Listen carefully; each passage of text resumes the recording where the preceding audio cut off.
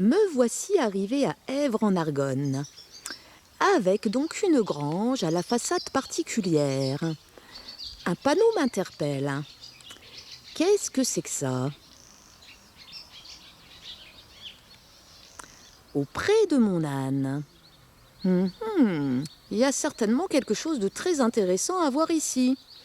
Allez, je vais passer la porte. Pour me donner plus d'informations, je vous présente donc Jacques Thiercy. Bonjour Jacques. Oui, bonjour. Donc tu m'accueilles aujourd'hui dans ces lieux qui sont les tiens. Oui. Enfin, entre autres les tiens, mais aussi celui de ton association qui s'appelle donc Anne Argonne. Ouais. Et alors, j'aimerais bien savoir un petit peu ce que tu peux proposer au sein de cet asso, parce que je vois déjà que tu disposes a priori d'un bâti qui ressemble fort à une scène de spectacle. Ici, le rideau des coulisses, certainement. Là, la scène. Par là, escalier qui doit faire aussi office de gradin, j'imagine. Et puis, on pourra constater qu'on a tout un tas d'affiches, ainsi que de nombreux tableaux. Tout ça, ça ressemble bien à une expo. Donc, alors, dis-moi, Jacques, je raconte pas trop de bêtises? Non, c'est tout à fait ça. Dans ton association, on fait quoi exactement? Écoute, tu viens de faire un tour d'horizon avec la caméra qui donne un peu un aperçu des activités de l'association. Hein. Donc une scène, donc qui dit scène dit spectacle, des expos. Là, c'est donc deux photographes qui exposent là. Et puis à l'étage, le commerce équitable. Ah tu vois, j'avais quand même oublié des petites choses, hein. Je ne sais pas tout. Le commerce équitable, ça consiste en quoi en fait? Le commerce équitable, c'est des partenariats avec des associations donc, des pays émergents. Alors il y a d'autres activités, c'est les randonnées avec les ânes, c'est l'élevage d'ânes et donc les randonnées et l'accueil de groupes. On a démarré comme ça en 1997 et depuis 2001, on a développé donc toutes les activités culturelles dont on parlait tout à l'heure, avec le gîte donc qui est dans lequel on va pouvoir se rendre, qui est donc au rez-de-chaussée ici, contigu à la salle de spectacle et d'expo. Et en termes de spectacle, en fait, vous en produisez tout au long de l'année? Toute l'année, oui, toute l'année. On a une vingtaine de dates et on a 2 festivals. Donc un festival au mois de mai-juin, généralement c'est un festival qui s'adresse en priorité aux établissements scolaires et aux établissements médico-sociaux. Et le festival donc, qui a lieu le week-end prochain, vendredi et samedi prochain, c'est le festival auprès de mon âne, qui est plus un festival à tendance musicale, plutôt du type rock festif pour la plupart. Donc ce festival a lieu tous les ans? Tous les ans, ce sera le 10e cette année. Pour tout dire, le premier festival, c'était pour fêter les 10 ans de la sauce. Voilà, et on avait dit, on n'en fait qu'un. Et puis voilà, le succès du premier a entraîné les suivants. Voilà. En moyenne, vous recevez à peu près combien de festivaliers? Alors, là, sur les 2 dernières années, on a réduit à 2 jours, 2 soirées. Donc on est autour de 800 à 1000, quoi, à peu près, sur les 2 jours. Ah ouais. Et il y a moyen pour les gens donc de camper sur place, se restaurer, voilà. Ok. Pouvoir repasser les 2 jours, 3 jours même s'ils veulent. Parce que j'imagine que tu dois leur remettre un parc peut-être à disposition. Ils ont un terrain à disposition. Ouais. Donc ils sont avec les ânes? Ils sont juste à côté des ânes. Juste à côté des ânes, ça doit être sympa comme tout ça. Très bien, on peut peut-être faire le tour ensemble donc, de tes locaux. On peut. Je te suis. Donc contigu à la salle, donc le gîte, qui est séparé par une baie vitrée de type très argonné. Ah oui, on va retrouver nos poutres, hein, les fameuses poutres qui composent et qui font le charme de nos habitats. D'accord. Voilà. Écoute, voilà, tu peux me suivre. Hein. Ah mais j'y vais, de ce pas. Donc ça, c'est La partie salon, voilà. D'accord. Dans C'est les un gîte meubles, qui peut accueillir combien de 8 personnes? personnes, oui. 8 personnes. On fait essentiellement maintenant de la résidence d'artiste, quoi. Alors évidemment, on accueille les pèlerins de Saint-Jacques parce qu'on est sur le GR14. On accueille aussi des familles qui viennent randonner. Alors, autre question. Tu loues combien, en fait, ton gîte pour Le 8 gîte, personnes? c'est à la nuitée. Hein. Une personne, c'est 13 €, plus la taxe de séjour, et puis petit déjeuner si les gens le souhaitent. Hein. Dans le gîte de Jacques, hein, on va trouver la chaleur qu'on a habituellement dans nos maisons argonnaises, avec sa cheminée de pierre, son évier à l'ancienne, avec évidemment la pompe qui l'accompagne. Au sol, de la tomate, du bois, des poutres, enfin bref, quelque chose de vraiment typique. La partie cuisine ou salle à manger n'est pas en reste. Voilà, une belle table fermière nous accueille, de superbes boiseries. Après une journée au grand air, bien remplie, aux côtés des ânes, on est quand même bien content d'aller retrouver son petit nid. Voilà, un dortoir convivial qui peut accueillir, comme nous l'a précisé Jacques, 8 personnes. Voilà, le compagnon de votre séjour. Enfin, il n'est pas tout seul, hein, mais apparemment, je dois l'intéresser quelque peu. On voit qu'il est vraiment pas sauvage, hein, il doit être habitué aux visiteurs.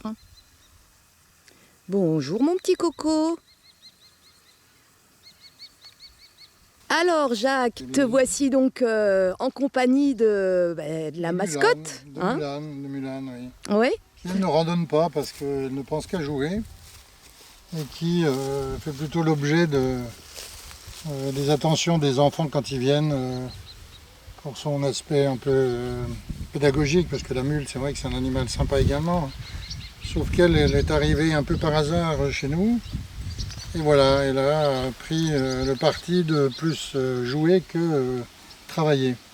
Contrairement aux ânes qui sont derrière nous. Oui, je les ai aperçus là-bas. Ils sont donc sur le fond du parc, hein, on va dire en période vacances, peut-être aussi pour eux de temps en temps un peu. Demain matin, voilà, un peu de repos, ça fait du bien.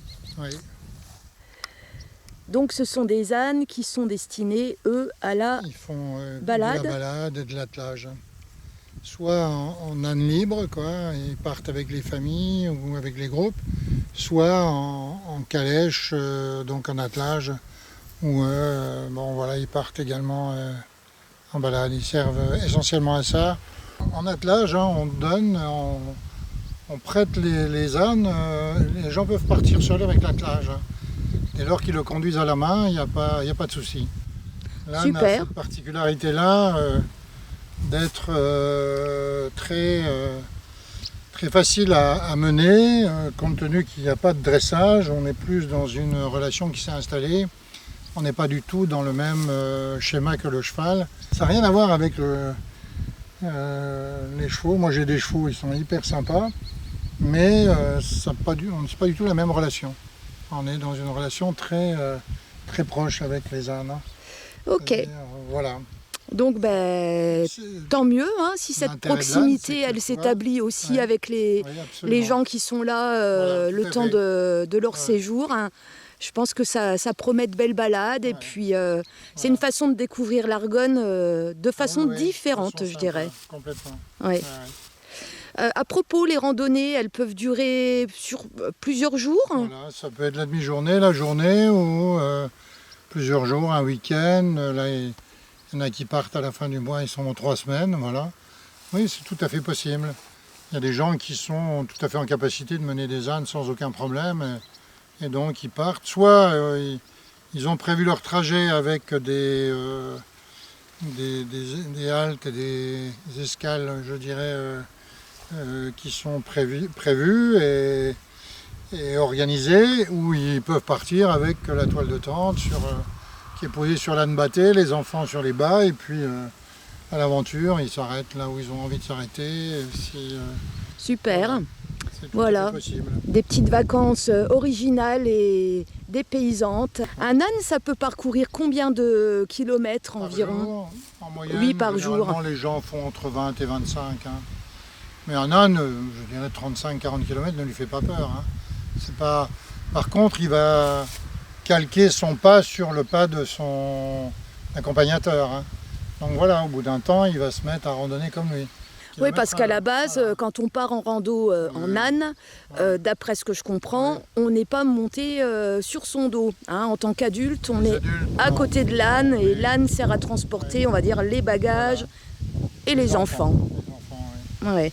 Mais on peut tout à fait monter sur un âne, hein, puisque un âne porte le tiers de son poids. Et la moyenne du poids des ânes qui sont à Èvre, là, ils sont entre 230 et 240 kg, donc le tiers, voilà. Oui, ils ont une bonne capacité quand même hein, de charge.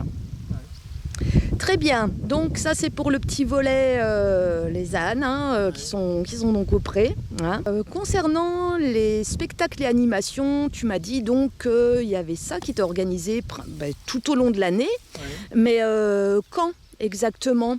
C'est en soirée, il y a un petit programme d'établi? Oui, il y a une programmation qu'on retrouve sur le site de l'association. Hein. On a entre 1 et 2 dates par mois à peu près en moyenne, hein.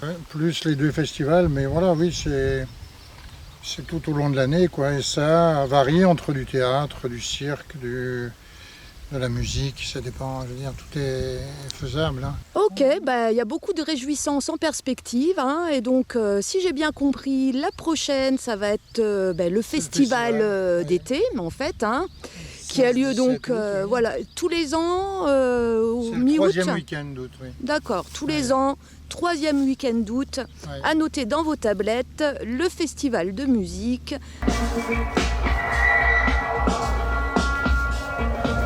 C'est bon, me voici là, de retour à Èvre en Argonne pour vous faire découvrir le festival auprès de mon âne. Donc, voilà, première spectatrice, hein, ma copine, voilà. Donc je suis venue un peu en avance pour vous montrer le festival façon off. Libre à vous maintenant de venir voir le IN. Un festival qui se prépare dans une superbe pâture. Ici, la loge des artistes. Par là, la scène où l'on s'affaire activement. Le point restauration et buvette pour recevoir tous les festivaliers. A priori, chacun y va de son talent pour rendre ce festival des plus joyeux et des plus réussis. Je vois d'ailleurs qu'on a une demoiselle qui me semble bien inspirée. L'huile est prête pour mettre en route les friteuses.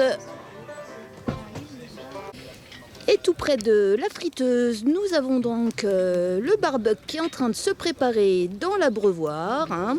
Franchement, ça si c'est pas du festival de nos campagnes, hein, du bon bois, on s'y met dès maintenant, on aura garanti d'avoir une bonne petite braise pour nos saucisses de ce soir.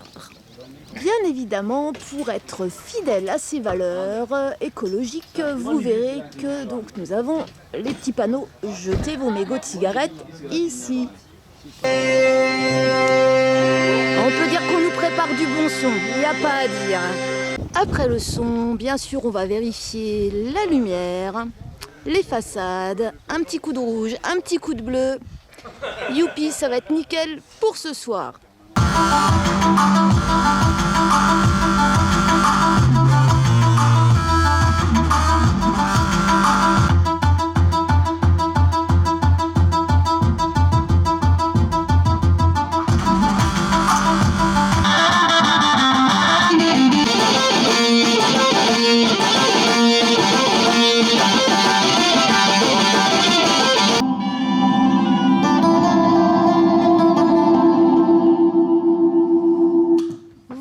Qui va donner un petit peu le ton de la soirée, donc musique traditionnelle mélangée au son numérique.